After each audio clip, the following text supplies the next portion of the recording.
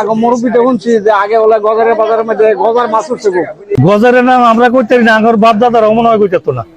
আঙ্গুর মুরব্বী যারা আছে এরা যদি কোনো সময় কইতে পারে 200 বছর 500 বছর আগে হয়তো নামটা হয়েছে, এই নামটা তো আমরা। আসসালামু আলাইকুম, আমরা আছি আজকে গজারিয়া বাজারে। আপনাদের আজকের ভিডিওর মাধ্যমে সম্পূর্ণ বাজারটি ঘুরে দেখাবো এবং এর ইতিহাস, ঐতিহ্য এবং গজারিয়া কিভাবে নামকরণ হলো সেই নামের কাহিনী জানাবো। তো সম্পূর্ণ ভিডিও জুড়ে আমাদের সাথে থাকুন এবং শুনতে থাকুন আমাদের এই বাজারের গল্প। আজ আপনাদের নিয়ে এসেছি নরসিংদী পলাশ উপজেলার গজারিয়া বাজারে। একটি বাজার শুধু কেনাবেচার জায়গা নয়, একটি বাজারের সঙ্গে জড়িয়ে থাকে এলাকার মানুষের জীবনযাত্রা, ব্যবসা বাণিজ্য, পুরনো স্মৃতি আর নানান গল্প। আর সেই গল্পেরই একটি অংশ হলো এই গজারিয়া বাজার। ক্যামেরায় আপনারা দেখতে পাচ্ছেন বাজারের বিভিন্ন প্রান্তে চলছে মানুষের ব্যস্ততা। এই বাজারের অন্যতম আকর্ষণ হলো এর কাঁচা বাজার। বিভিন্ন ধরনের শাকসবজি ও নানান কৃষিপণ্য এখানে পাওয়া যায়। স্থানীয় কৃষক ও ব্যবসায়ীদের কেনাবেচায় বাজারটি হয়ে ওঠে আরো প্রাণবন্ত। আসসালামু আলাইকুম। ওয়ালাইকুম সালাম রাহমাতুল্লাহি ওয়া বারাকাতুহু। গজারিয়া গজারিয়া বাজার। এখানে কি সাপ্তাহিক হাট বসে? সপ্তাহে 2 দিন, শুক্রবার আর মঙ্গলবার। দাদা, গজারিয়ার নাম কেন হয়েছে? গজারের নাম আমরা করতে না, আঙ্গুর বাপ দাদারা মনে হয় কইতে না। আপনারা জানেন না? না, আপনারা না জানলে কেমন হইব? এই যে ওই যে পাগল ডাহি। এবার আসি গজারিয়া নামের ইতিহাসে। এই এলাকার নাম গজারিয়া হলো কিভাবে? এই প্রশ্নের উত্তর জানতে গেলে আমাদের ফিরে যেতে হবে পুরনো গল্প ও ইতিহাসের দিকে। স্থানীয়দের কাছে এই নামের উৎপত্তি নিয়ে বিভিন্ন ধরনের কথা শোনা যায়, মনে করেন আঙ্গ পূর্বপুরুষের তো গজারিয়া নাম কই আইছে, কিন্তু আপনি জানেন না। না। আচ্ছা, কনসেপ্ট এত বছর পুরনো, 200 বছর বলে প্রায় বাজারের বয়স। হ্যাঁ, এরকম তাহলে এত বছর পুরনো বাজার কেউ যে নাম কইতে নাকি রয়েছে, এটা কেমন কেমন হইব কনসেপ্ট? এইটা ঐতিহাসিক বাজার। মনে করেন ওই বাইরের আঙ্গুর মুরব্বী যারা আছে এরা যদি কোনো সময় কইতে পারে, আমরা তো আর এই ব্যাপারে জানি না। আমি কতটুকু শুনছি যে গজার মাছ থেকে নাকি হয়েছে, দেখি সত্য না মিথ্যা? না, গজার মাছ থেকে নাম এটা সম্ভব না। বাজারে ঘুরে নামকরণের সঠিক তথ্য না পেলেও ধারণা করা হচ্ছে অনেক বড় বড় গজার মাছ কিংবা গজার গাছ থেকে নামকরণ হতে পারে। তো আপনারা যারা এই গজারিয়া বাজারের সঠিক নামকরণের তথ্য জানেন অবশ্যই কমেন্ট করে জানাতে বলবেন না।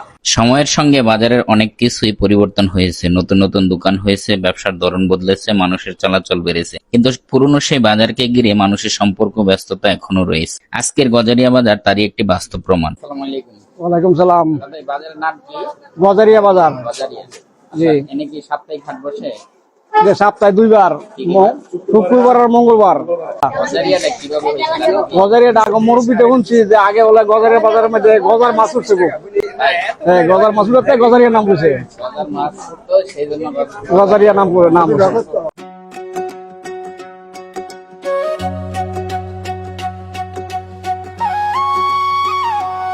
গজারিয়া নামকরণের কাহিনীটা যে কি, এটা তো 200 বছর 500 বছর আগে হয়তো নামটা হয়েছে।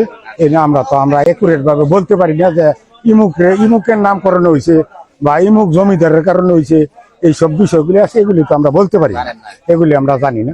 আমরা জানি এটা গজারিয়া ইউনিয়নও গজারিয়া, গ্রামও গজারিয়া এবং পলাশ থানা। বাজারের বয়সটা কত? বাজারের বয়স হবে 150-200 বছর।